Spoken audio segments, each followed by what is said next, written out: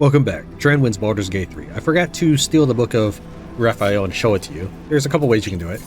You just drink an invisibility potion and sneak up on him. You'll notice that even though we're walking in his line of sight here, he doesn't really notice a thing. However, we'll just go ahead and walk up with a regular party of 4.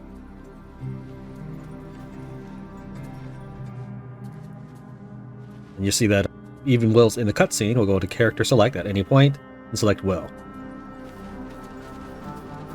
Toning things down.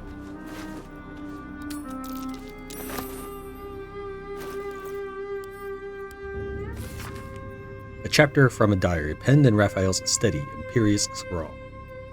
Last night I dreamt of a river. Waist deep I waded it.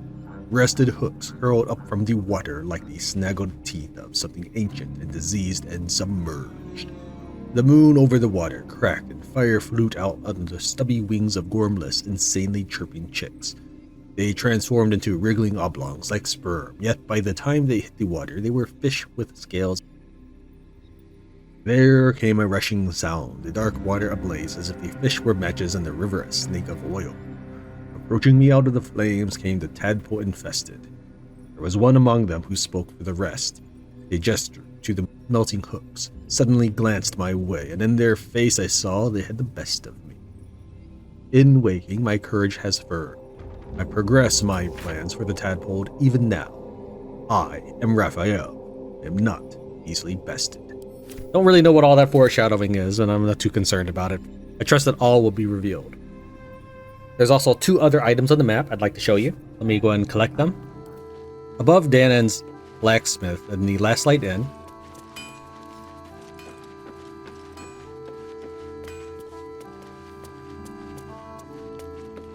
this chest was originally locked, and inside you can find the Rippling Force Mail. Gain Force Conduit when taking slashing, piercing, or bludgeoning damage. Force Conduit just says that when you have 5 or more turns remaining of it, you deal 1 to 4 force damage in a 6-meter radius. Alright, it seems okay. It doesn't exactly rock my world.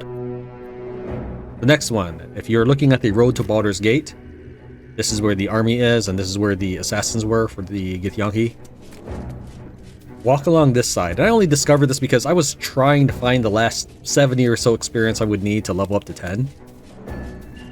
Now, I could level these characters up just by kicking them out of the party and then putting them back in. I don't really feel that's necessary. Gaining ground. I just kept wandering around the map and I found this ledge here.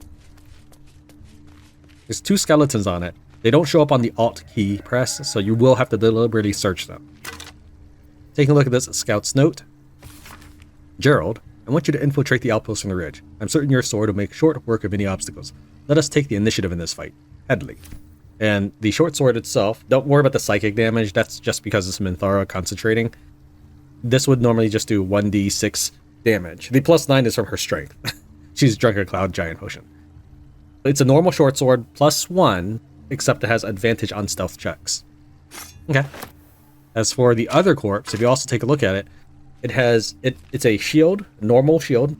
Shields typically have +2 unless it's just like a training shield, which you have no reason to use as far as I know. But it has advantage on perception checks. Help ourselves with that as well. And we'll warp over back to the rest of the team. It's a symbol. We are now entering the Mausoleum. We received the condition Blooded Catacombs. This area is filled with the bones of the dead. The spell Animate Dead Skeleton does not require skeleton to raise dead in this area. With haste.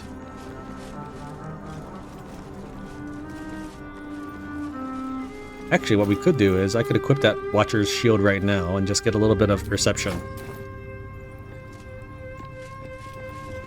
Not much in the first area. Ni, Zirel, Minthara, whoever you are, leave. I shall carry out General Thorm's will alone. Alone. Okay.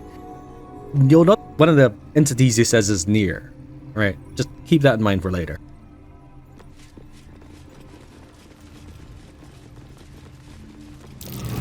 That's the symbol of Merkel. Stained book. General Thorm's orders were clear. In order to find what lies beyond this mausoleum, one must walk in his own footsteps, deed by deed. From splendor to tragedy to infamy, as he put it. Balthazar. I don't think there's anything else in this room, but I'll take a look real quick. I mean, I have gone through here before, but...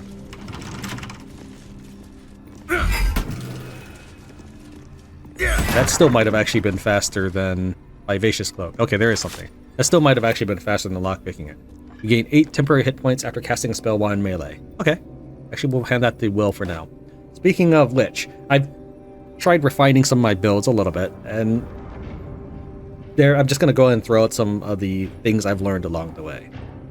First off, while we do have the Ichorous Gloves, when the wearer deals acid damage, they also inflict noxious fumes upon the target. One of the things I was kind of planning on eventually doing was being able to cast Hunger of Hadar and then freeze the ground underneath the enemies. I kind of mentioned that a long time ago, I think when we were rescuing Thaniel from the shadow cursed creatures near Last Light Inn.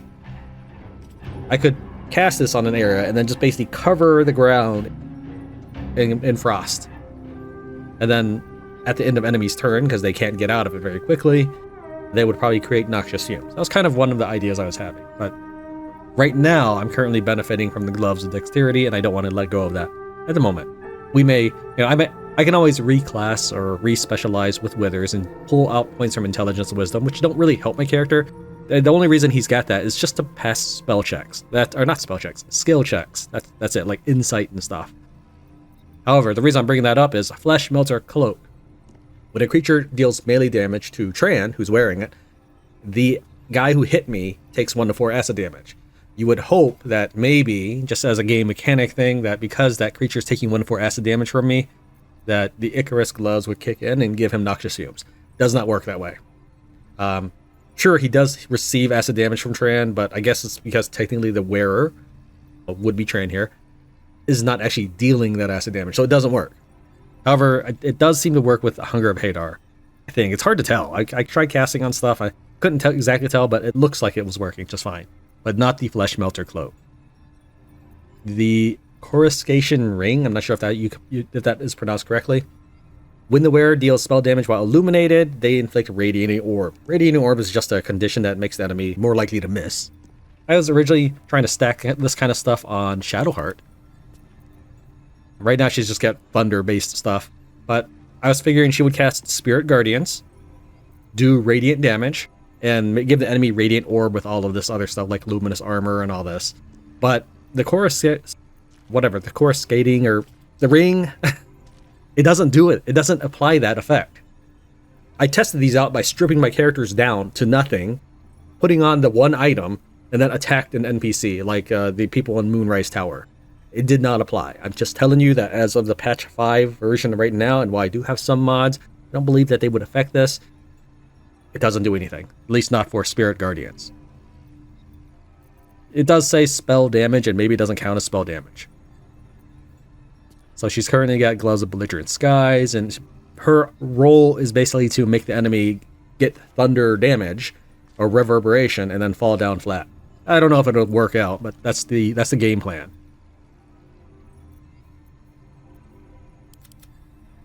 Will, he's got the Potent Robe from the Bard reward, and if it works out the way I think it does, he's already got 3 beams of crackling energy because he's level 10. This is going to give him a +6 per beam on top of the beam's damage itself, which is 1d10. That sounds really powerful. However, he's probably no slouch in the close combat department. If he attacks twice a turn with main hand attack, that's going to be 16 to 42, and then you add this, that's going to be 25 to was it 42? I said that's 52, 61. Okay. So he's no slouch in any of those departments. I plan on sending him to the front lines, and maybe the enemy will try to attack him because he's probably got lower armor class than my heavy armored characters because he's wearing robes. But I have had him have defensive duelist for some time, and he's never really needed it. But he's got finesse weapons, and it's going to add his proficiency bonus to his armor class when he gets attacked. So his armor class will temporarily be 22 for the first attack. What else did we get? Oh, and one of the reasons I'm pointing out Will is I thought maybe because of the potent robe, it says at the beginning of the wearer's turn, the robe activates, granting them temporary hit points. I thought, does this count as healing? So I gave him the poison robe or poison cloak. When you poison a foe, you heal yourself 1d4. And I gave him the Brood Mother's Revenge. When you're healed, your weapons become coated in poison damage. I was like, oh, maybe this will kick off every turn. No, it doesn't. That's sad, but it doesn't.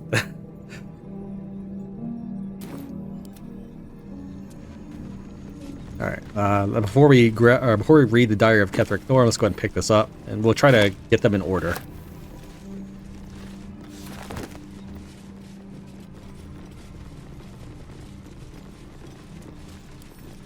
Here's chapter 1. I understand it's for gameplay purposes, but typically these books are like 3 pages. You really think about that. Bones everywhere. Someone's been engaging in dark rituals here. Yeah, you think? In the middle of the shadow-cursed realm. Yeah. Okay, and here's the diary level 2, volume 2.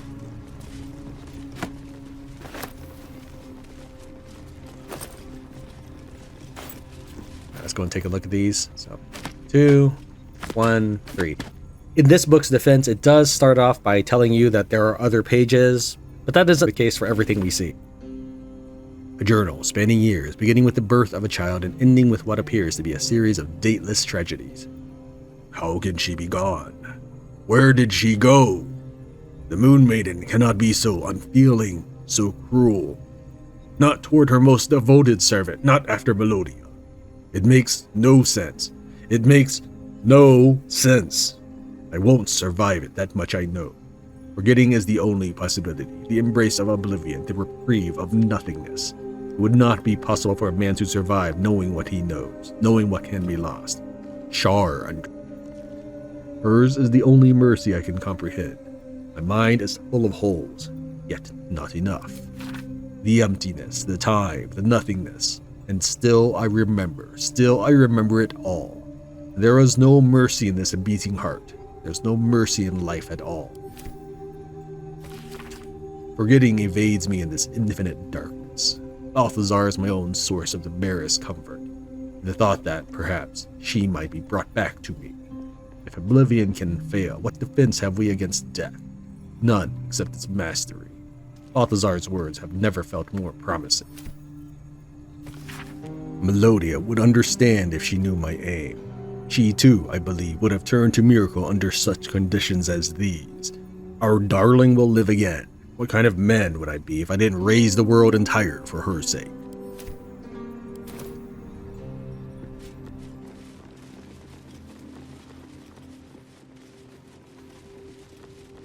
Temple map. Intact wings, proving grounds, ruined wings, something present there, some strange sounds reported, rats. Why so many damnable rats? Looks like there's a temple under this place, and something deadly sealed inside it. An open There's tomb. more to this place. Empty. And Sosun Elg Ominous Olof. at the slightest.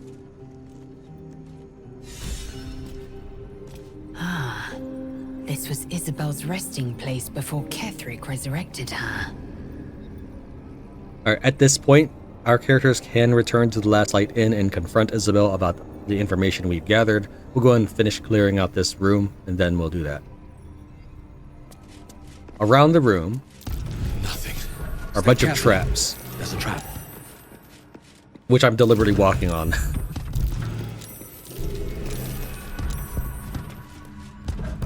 Okay, we've got Moonrise Towers, Grief, and General. The very first book we read to the right of the entrance, that was our solution.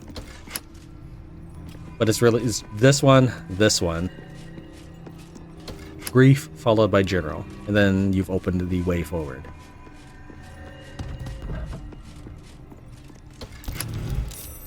Step carefully. There's a trap.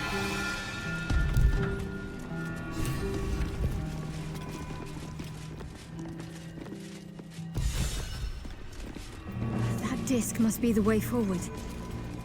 Where will it bring us, though?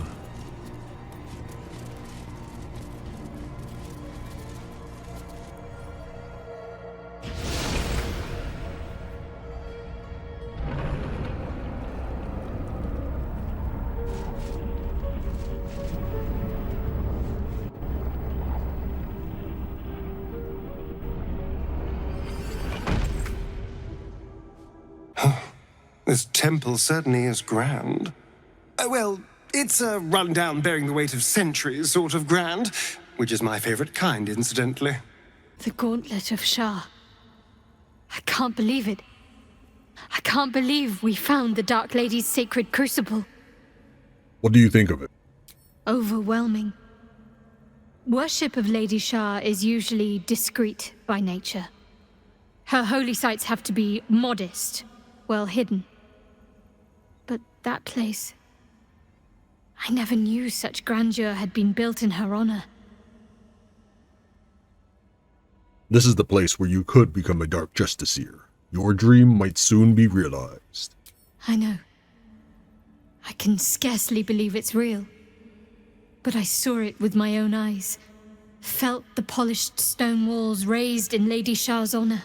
Normally, it would not be for me to pursue becoming a Dark Justiciar without a superior's command. But this is different. My lady wanted me to find this place. I know it. Tell me what you know of the place. The Gauntlet of Shar is no ordinary temple. It is the highest test of the Dark Lady's faithful, to judge if they are worthy of becoming a Dark Justiciar. The Gauntlet has double meaning. It speaks of the ordeals to be overcome, and of the armor-clad fist of Lady Shar that would embrace the worthy. Survive the crushing gauntlet, and be embraced by the Night Singer at its very core. The old ways were lost over time. Now some claim the rank simply by killing a single Selûnite. But before, they were a true elite. Many would attempt the trials, but few would succeed. Somewhere within here is a waypoint. Once we've reached it, we'll go visit Isobel. The Gauntlet of Shar. Before my very eyes. The Dark Lady guided me here. She wanted me to find this place.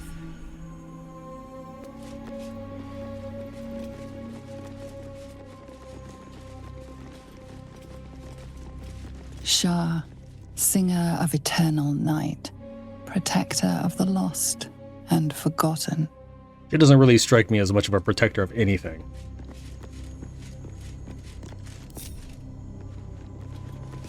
Come on. How many times I gotta click this? Cross from light into darkness.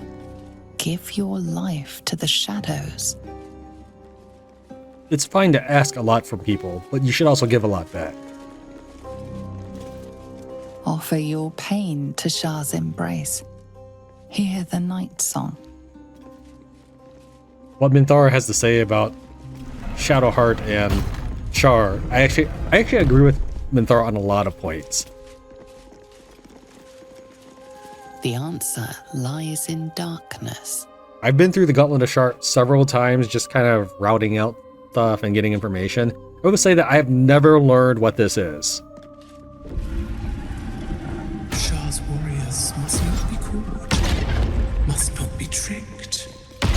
Only loss awaits the unworthy. That voice. Could it be Shar herself? Or some magic echo? The Dark Lady's path lies in darkness. Perhaps that is how I can proceed. I think when you touch the Umbral Gem, it finally stops knocking you back. And I'm not really sure charging at it with your party is the best way. I would like to ignore it, but it is just kind of in the way, and the doors are locked. So the only thing I've really done is just assign people to just start charging at it until I get there. Welcome, child. Follow my voice and prove your worth. And I know I've succeeded once she's spoken, and now this door is openable. These directions are just side paths with not a whole lot to them, but we'll go ahead and check it out. In fact, go ahead and just make sure that I don't miss anything. Step carefully. Trap. Sometimes when in my haste to make the video shorter, I forget something, like the Rippling Force Mail. So I'm not going to research the vases. I think you can excuse me for that. I guess we should read the plaque, though. The rain of night comes in 1,000 falling leaves. You know, I used to be very familiar with poetry, but I don't know. Be wary. This place is trapped. Not actually sure what this lever does.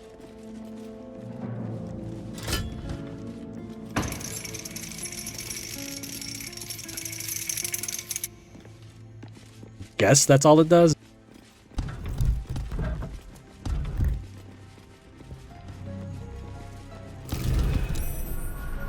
Watch how you go. There's a trap.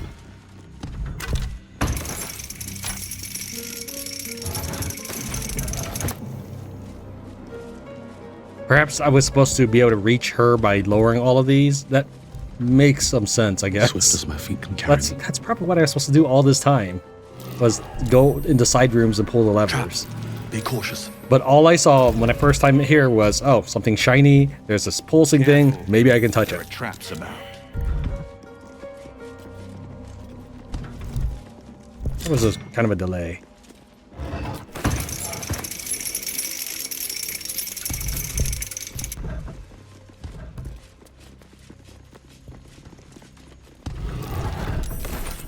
Trap. Be cautious.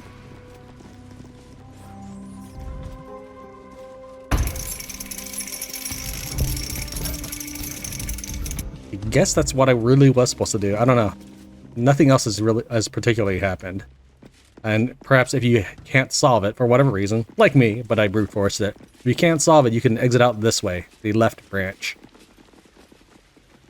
In darkness, beauty is equal and wealth unseen. I mean, that's one way to describe it, sure.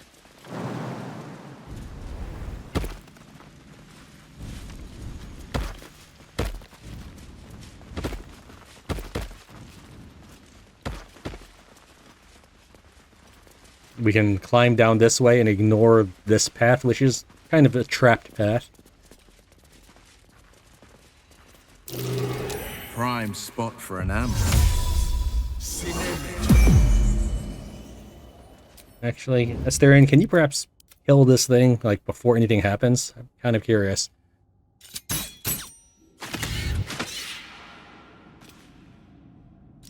Apparently it hasn't really detected... Oh, come on, you're gonna heal?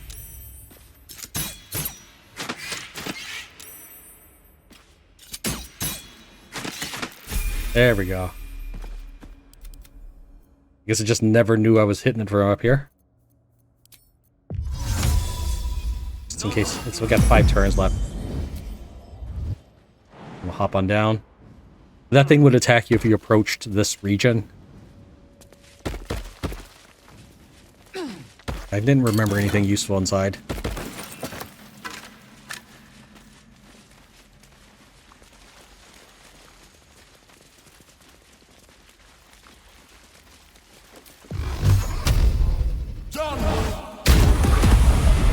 Look at that damage. Well, the door is weak to force. A lot of extra food should you need to long rest, I suppose. I do like it down here. It's nice. Homey. This is a dedication to my goddess's power and dark beauty. Homey is not the first word that comes to mind. Feed your bodies and rest your minds. Lady Shar needs her warriors strong and ready.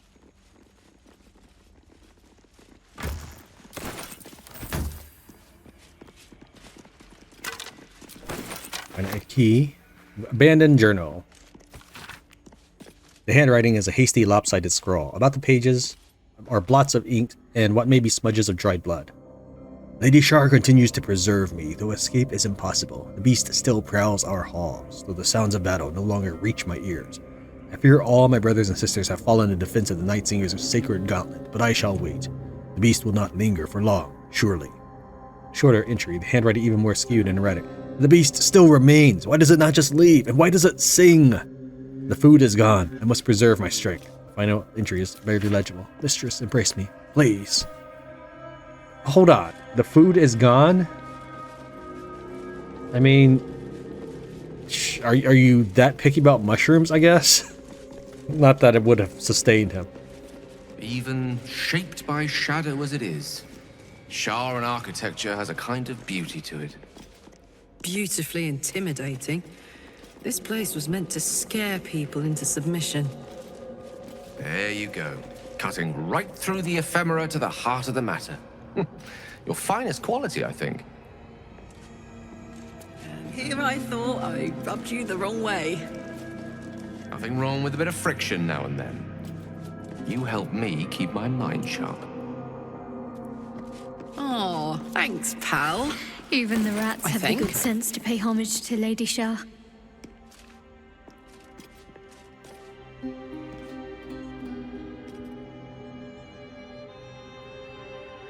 A place of offering to the Dark Lady. May she embrace the entire world. Pray at the altar. Let's bless ourselves. Why doesn't did Halson not have? Oh no, I reskilled Halson to be more of a monk. He no longer has guidance, or not the enhanced ability. Critical success though. A pleasurable shiver runs down your spine. You feel as if you've unburdened a troubling thought and forgotten it forever. Night Singer's Favor.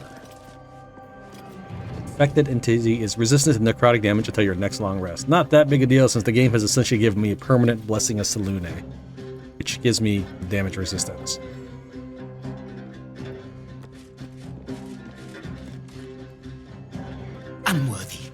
Unworthy to walk among friendly bones. Leave! Calm down. What are you talking about? Talking of you, intruder, invader, unworthy one. These halls are not for you. Back off, or I'll be scraping your guts off my heel in a moment. Try it. Lot more guts than you'd expect. A lot more. I'll leave it alone for now. Still need to talk to Isobel. Do I have the key for that? I picked up a random key from that corpse with no label on it. Or maybe it's... Get a caption? No, just a small iron key. Thanks, game. We're gonna hug the wall to the right. There are some skeletons over here that we'll deal with later.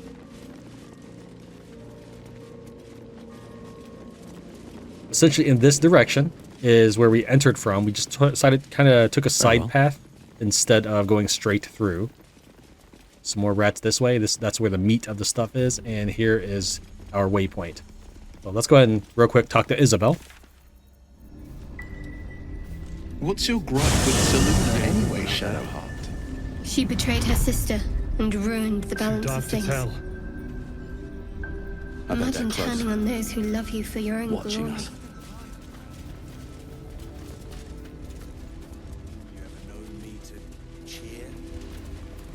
First time.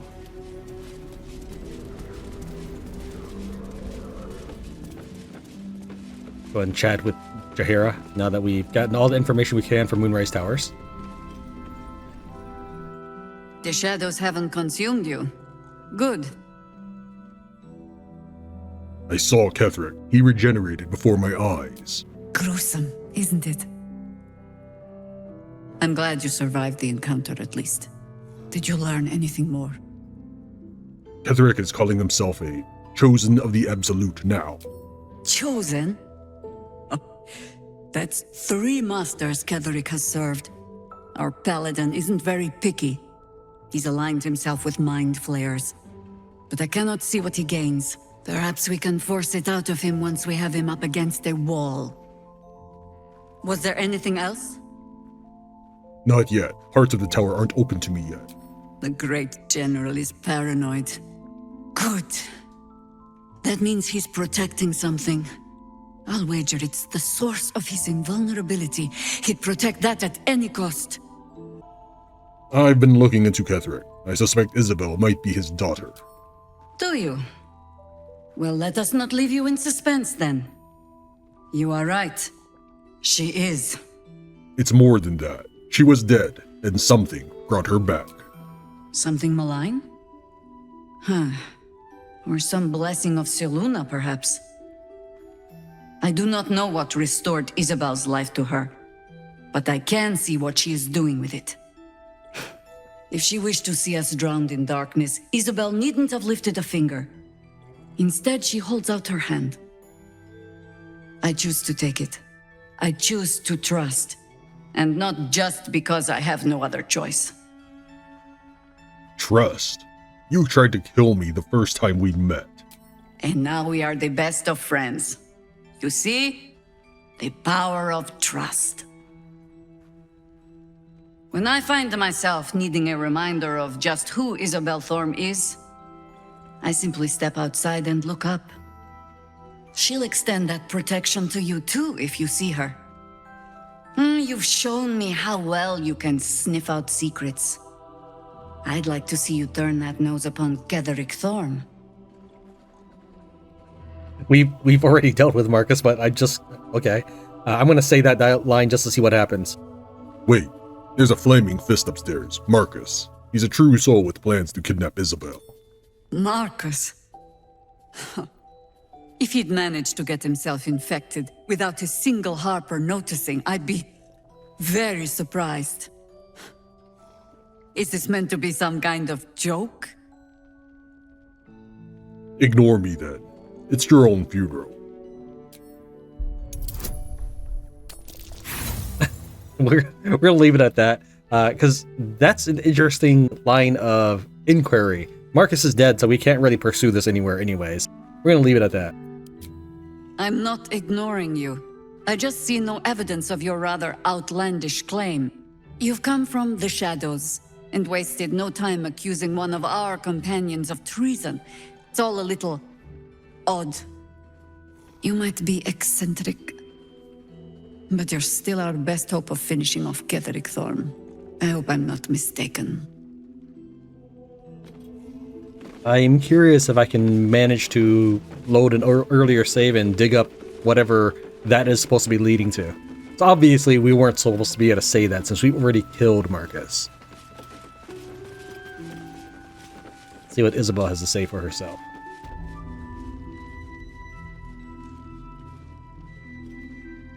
You did well to help those people escape Ketheric.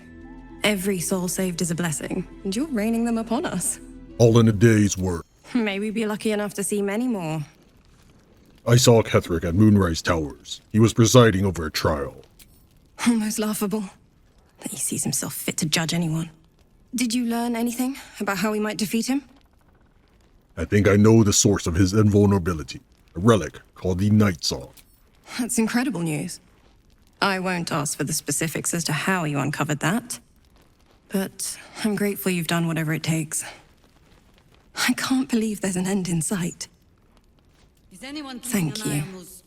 Isobel, I found the empty sarcophagus of an Isobel Thorm, Ketheric's daughter. Her breath catches. You notice a barely perceptible shudder run through her body. An unfortunate coincidence. I hope never to meet the wicked man who hemorrhaged shadows over this peaceful village. Okay, well, Jaheira already spilled the beans on you, and we can't even confront her about that, for sure. I did earlier mention that you'll find Marcus's body down here. I like to think it was just chucked off the balcony unceremoniously, but there's a grave marker, and we can't actually interact with it even though there's gear icons. Let's head back to the Gauntlet of Shar.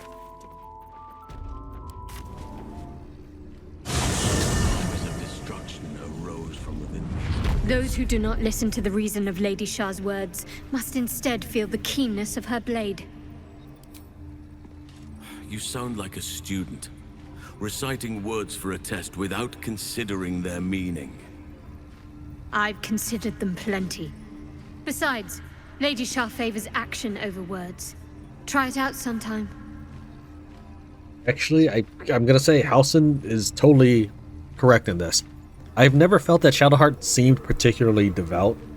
I have no doubt that she believes herself very pious, but she does not exemplify the things that I believe Shar is trying to advocate for. I'm going to level up Asterion. Along the way down here, we've gotten some experience from killing the little manta ray thing, as well as some inspirations.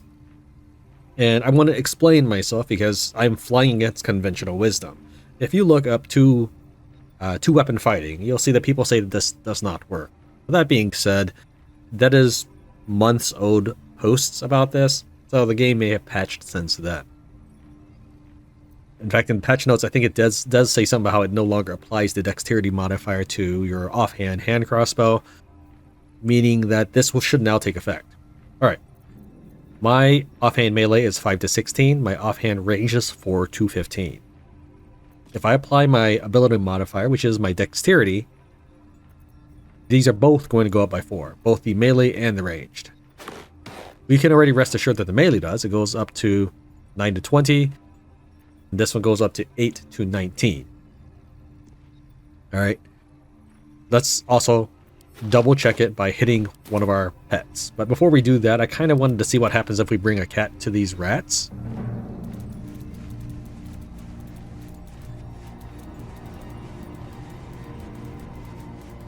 I know they attack you, and I don't want the cat to get attacked because I need it for target practice. This is the 4 to 15. We're going to go ahead and take a shot with the offhand. If we take a look, it says here damage roll, piercing and piercing. Okay, now we're going to put this on, take another shot. Stop running around, everyone. We can see it goes piercing, dexterity modifier, piercing. So it does add my 4. I feel like I have to explain it because I don't want people to say that I'm doing this wrong. I mean, it does add the dexterity modifier for sure. We're going to go ahead and select fighter, and I'm really being lackadaisical about what his classes are because we can always run over to Withers and reclass them, but we're going to go ahead and give him 2 weapon fighting. I know that we have the gloves right there, but if I do it this way, then that frees up the gloved slot for gloves of archery.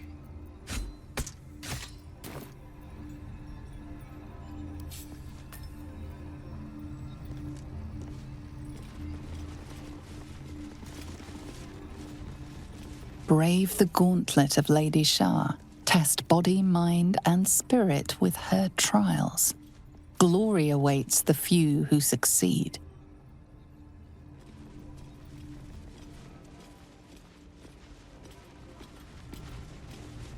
Nothing of value comes easy. Overcome my trials and win my embrace. I shall prove myself worthy, Lady Shar. Pay close attention. Seek the means to access the relic. Search in the library. Do not deviate. Do not fail. Return prompt. Grandmaster B. I just think it's ridiculous that he's signing these things B. How old is Balthazar? Like, seriously, he's older than the entire ruins of this town. He's been serving General Thorm since then. There's no secrecy involved here at this point, especially since he's a cult leader. Both him and General Thorm are very public figures for the Absolutes. Her most vaunted treasure. We're gonna cheese all her trials, just because I can.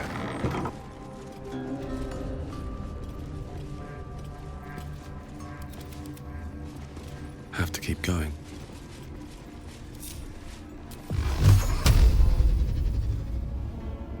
Right click, but it wasn't. I was right clicking, but it wasn't canceling my spell.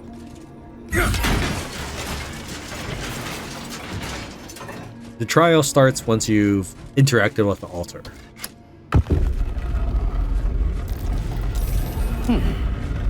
What's that? And we're done. Of course, I'll also show you how it's really supposed to be handled. We'll use Halson for this, just so we can have some dialogue. The bowl contains an ancient rust-colored bloodstain. It forms a neat disc, as if spilled calmly and willingly. This is one of Lady Shar's trials. Allow me. It's important. As you wish.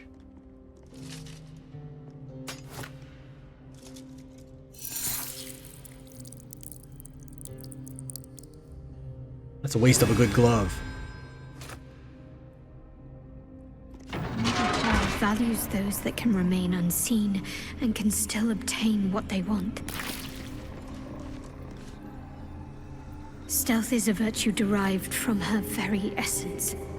So all you have to do is get to the other end, but we've already done so. Still, I'll show you how to legitimately do this. First, let's take a look at Shar for more clues.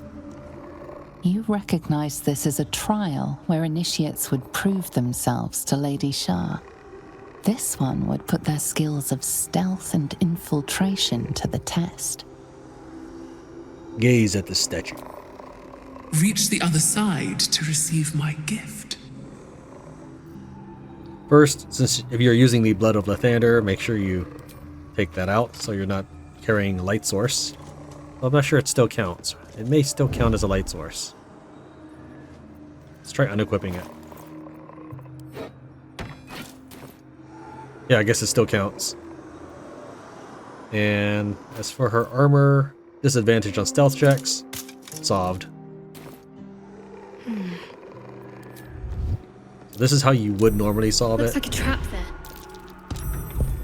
Apparently she already stepped on it, though it looks like she still hasn't done it, but whatever. Standing here is fine. Because he's going to turn this way. You just sort of walk your way through, and you're done. I only failed a hiding check, but we still passed it. I don't know. Maybe he just pretended not to see me.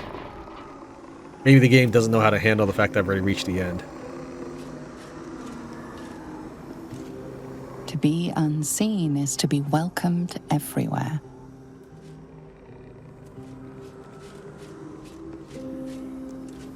Seek no permission. Take all that benefits you. Don't mind if I do.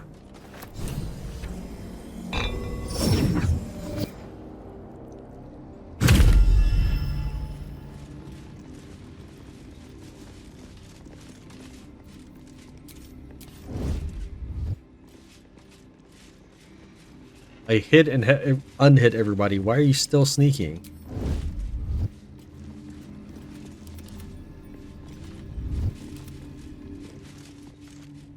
These boots have seen everything. Countless initiates walked these halls once, seeking to become Dark Justiciars. I will follow in their path. I will succeed. For the next room, we're only going to send Tran and Shadowheart in. And there are no uncivil shenanigans here, but we are going to go ahead and remove our armor.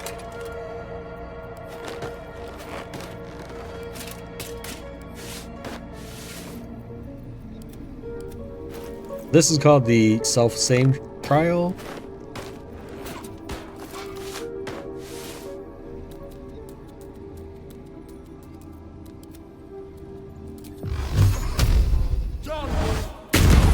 If you leave the room, you fail. However, there's nothing stopping you from breaking the door down, which would close behind you, and bringing in more allies. Even if you only had 4 allies, you could still bring in 2 by doing this. The self-same trial, as you might expect, is a battle against doppelgangers. Another bowl, bearing the stains of an ancient blood offering. Another of Lady Shar's trials that her initiates must face. This one would challenge their combat prowess. Look upon this statue. Vanquish your old life to receive my wisdom. Offer your blood in Shar's name.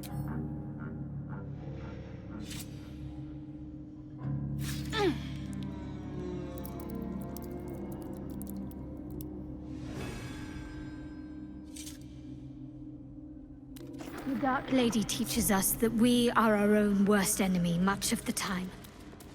Her embrace will elude us until we shed that which holds us back. Gonna put everything back on now. No time for dally.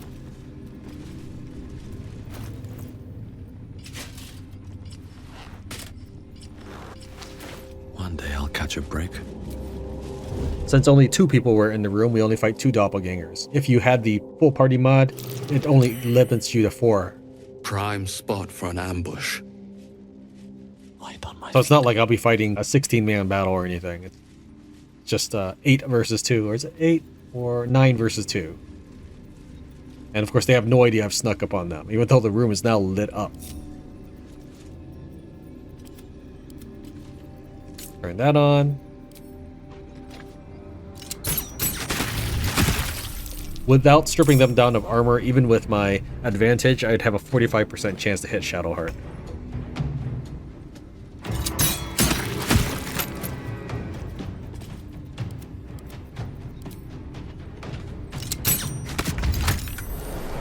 Oh, as far as the self-same trial effect, if a person with this condition attacks another character, then they get Cheater's Folly.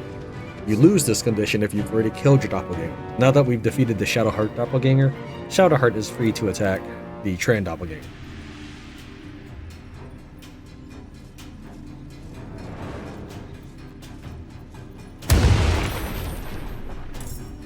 Oh, because he got blinded, she was put into combat.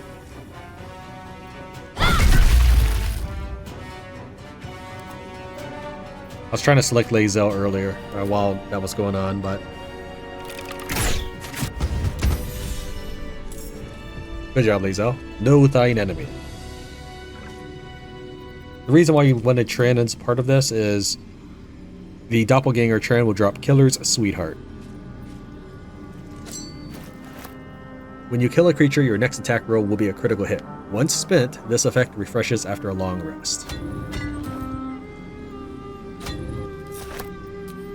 Make sure your party is grouped up when you activate this, otherwise you have to send each person out.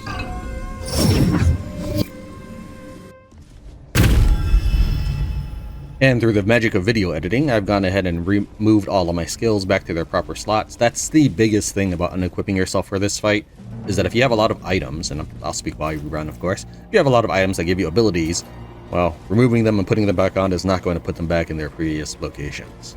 If you care about that sort of thing, which I assume you would. I assume no one wants to see their hotbar a complete mess. One day I'll catch a break. This next area, let's read this plaque. Her most sacred path. Not exactly helpful.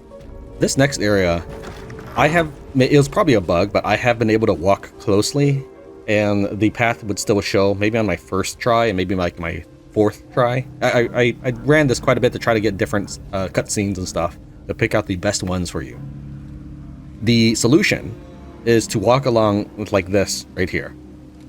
And you can kind of see it right now. But if I walk closer, the path typically disappears. It doesn't always, and that's probably a bug.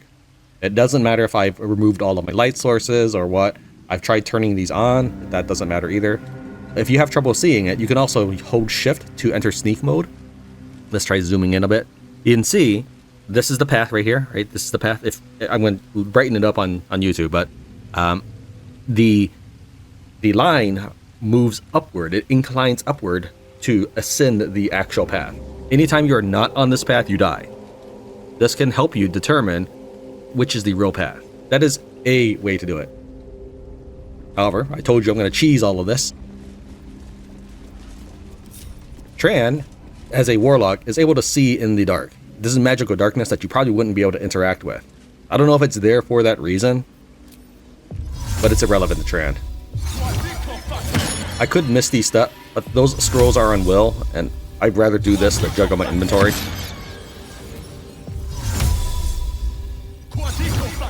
There. All we have to do is activate it and we're done. I mean, you could also do that beforehand, but I want to just show you because I think it's funny to make Shadowheart do this. Another bowl bearing the stains of an ancient blood offering.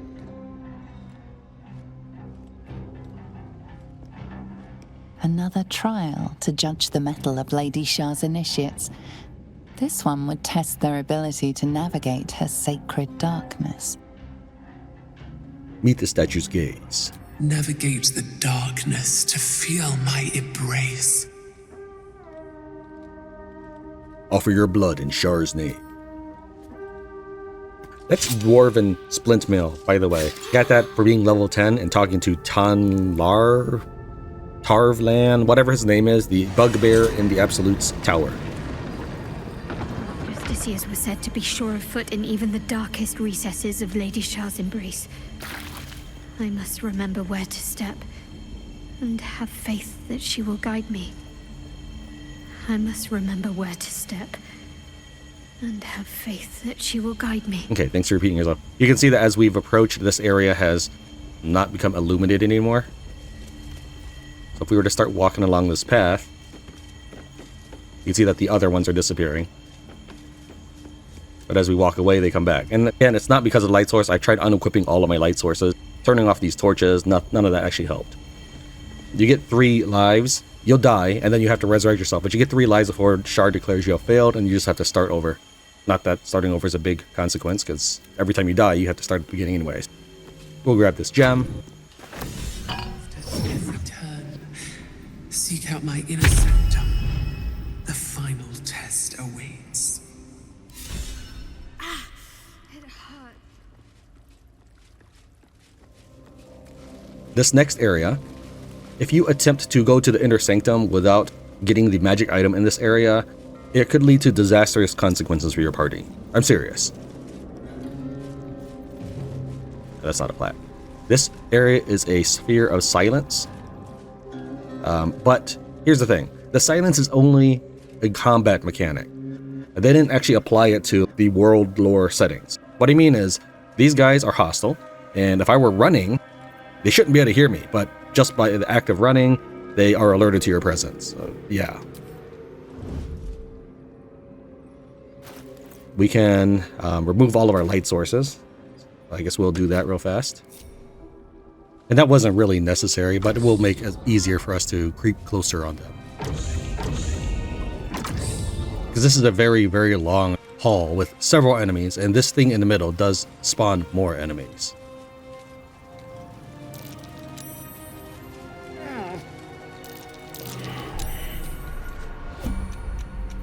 And have Astarion kick things off. One of the greatest things I did for Astarion was give him this risky ring. Gain advantage on attack rolls.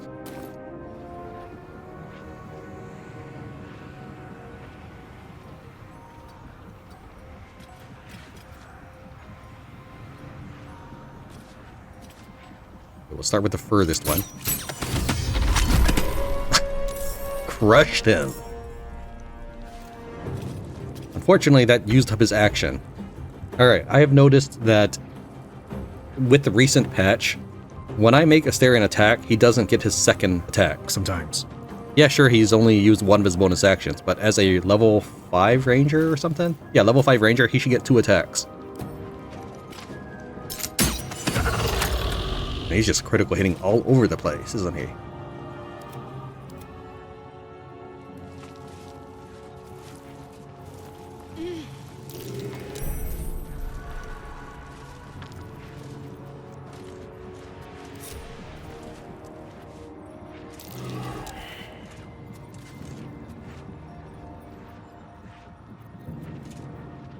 Pact hammer is still composed of light. That's unfortunate. If I break out the hammer, I don't think anybody's going to see the characters. A cone did appear. Who's looking in that direction? Is it him? Is it this guy I'm about to smack upside the head?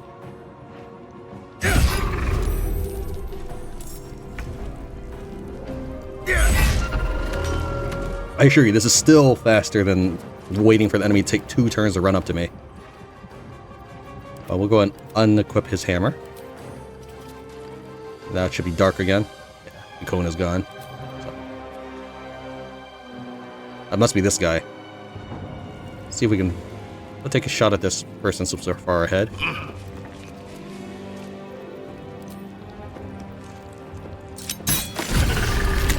Man.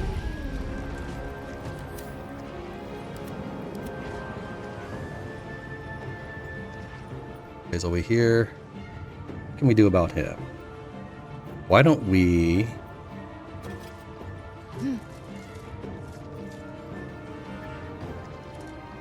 Can I actually sneak through that? I think I could. I'm going to try that. Yeah.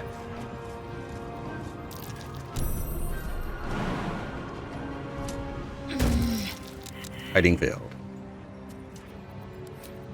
She's not in combat.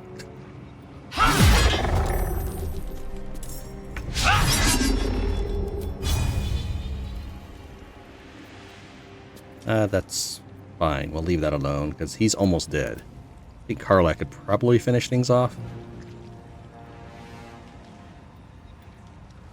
I'm too tall for this. Whatever happened to Halfling Essence, Karlak?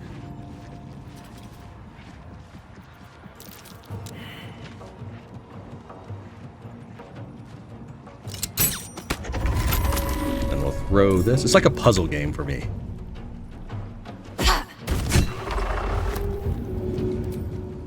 Go on. I can kill with a whisper.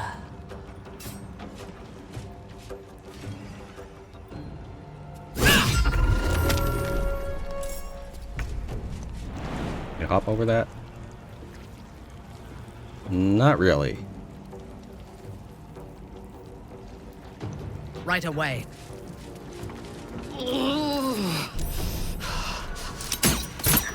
These guys, they drop a cloud of darkness, which is magical, so even my dark vision spells that I've cast on the human characters beforehand don't help.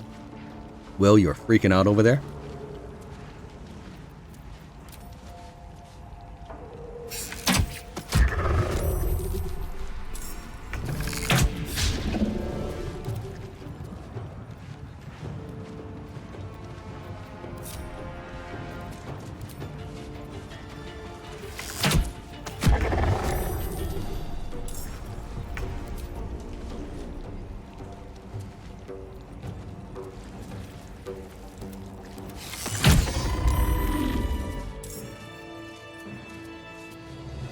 I didn't know I could spare this thing.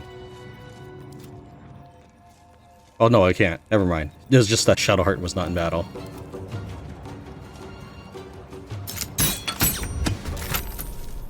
We'll go and end our turn and let it try to summon. It might be surprise. Can it be surprise? Yeah, it is surprise. So it won't summon a dude on the first turn. But if we let it be, it'll summon 2, maybe 3, I think, enemies that I can kill for additional experience if I so chose to. No, even though I was surprised it went ahead. Alright, so these guys also have Radiant Retort. If you were to turn them, cast Spirit Guardians, hit them with the Blood of Lathander, you'll take 2-fold that damage as force damage.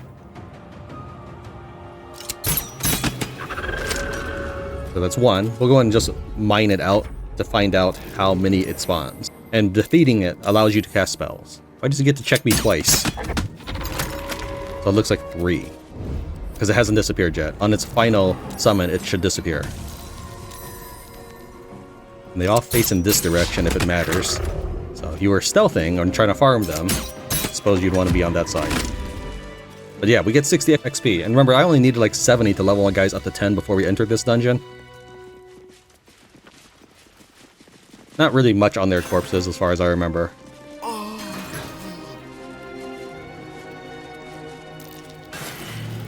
Just some basic stuff on the ones that were here, and the ones that spawned looks like they have nothing. These bookshelves are trapped. I feel like you should automatically complete a lockpick just by clicking on it if you're not in battle.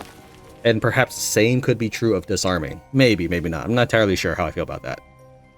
Or at least the DC should be significantly lowered, maybe, and not in battle. Not because I'm worried about it, but there used to be this thing called Take 20, and I don't know if that's a thing players actually liked, because I never played the tabletop. But I've understand some aspects of D&D. So there used to be this thing called Take 20, where if you had all the time you wanted, the tabletop game would simulate that you succeeded in this check. The only DC that I've actually been appreciative of is that there was a religion check some part early in the game, and because it was maybe Sharan or Salune based, Shadowheart, her DC was 0. Everybody else had like a DC of 10 or 15, but hers was automatically 0, and that makes sense. That's what I'm saying, is you don't always have a 5 to 50% chance to fail even the most basic of tests, like pouring yourself a bowl of cereal. Okay, the reason why I got to that book over there is that is the solution to this puzzle. Let's take a look at this riddle. What can silence the night song? Be careful not to trigger that. What can silence a night song? When I first got here, I was thinking, oh, I'm carrying the statue of Shar on me. That silences the night song. Because this is the answer. It says right here. What can silence the night song? Only the night singer herself, Shar, mistress of the night, lady of lost, blah, blah, blah, blah. But oh, that was the thing I gave Shadowheart way back in the Grimforge. No, you put this book in here. It's less involved than that.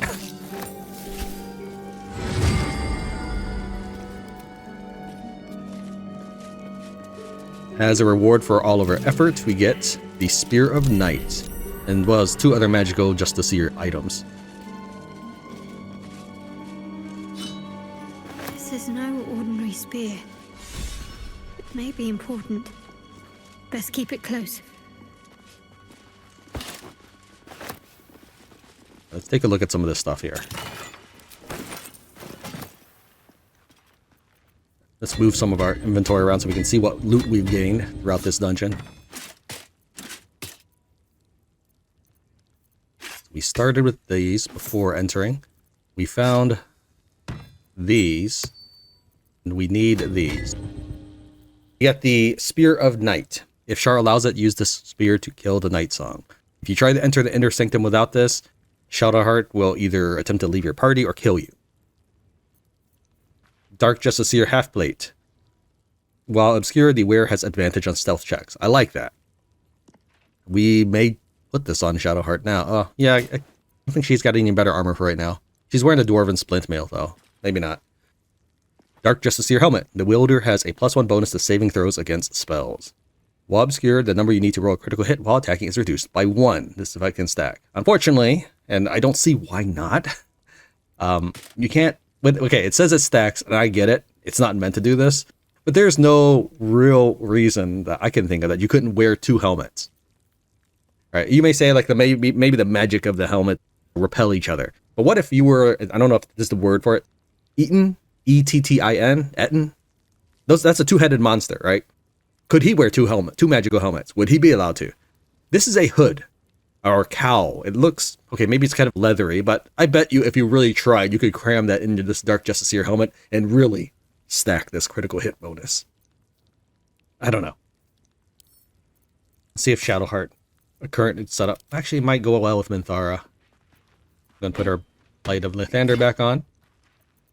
We'll keep her Dwarven Splint Mail because she's literally carrying a Holy Light on her, so she's not going to have the opportunity to be obscured in shadows. We'll pass this over to Minthara.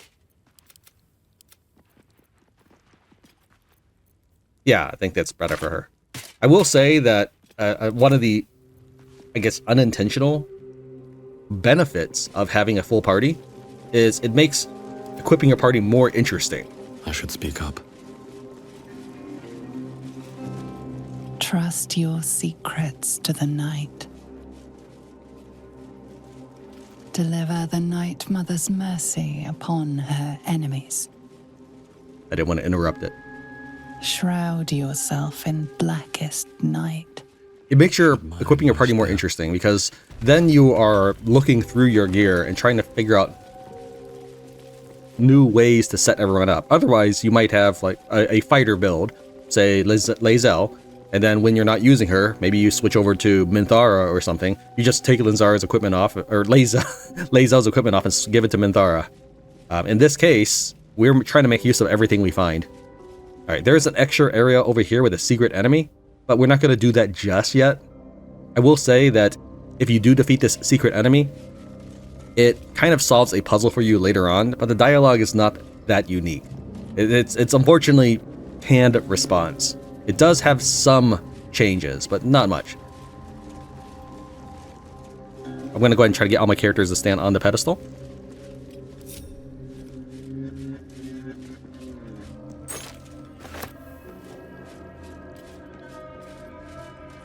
Lae'zel. Assume nothing. Astarion. Oh, that's not Astarion. That is Halsin. He's just wearing a similar kind of garb. Minthara. Recognize her because she's got the helmet. And Gale.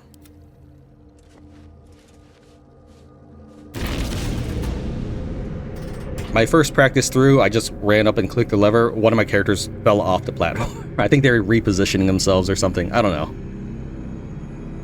Climbing up this is totally unnecessary because it literally leads you right to the waypoint. And there's almost no point to using it for you, the player.